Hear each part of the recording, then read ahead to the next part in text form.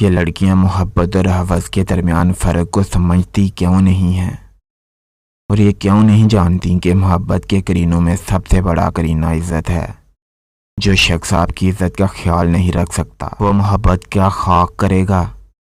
یہ محبت کی کون سی قسم ہے جو شاہراہوں، پارکوں اور ہوٹلوں میں پروان چڑھتی ہے۔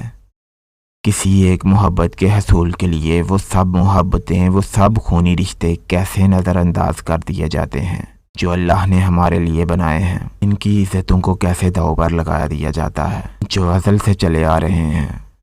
اور سب سے بڑی بات کہ مرد اس لڑکی سے کبھی بھی شادی نہیں کرتا جو اسے آسانی سے حاصل ہو جائے، اور اگر شادی ہو بھی جائے تو وہ پیار، وہ سکون کبھی نہیں ملتا جو اللہ تعالیٰ نے والدین کی مرضی سے کیے جانے والے شرعی نکاح میں رکھا ہے۔ صاف لفظوں میں یوں کہا جا سکتا ہے کہ جن محبتوں کا معیار شرعی اصولوں کو توڑ کر حاصل کرنا ہے وہ کبھی بھی شفاف نہیں ہوتی۔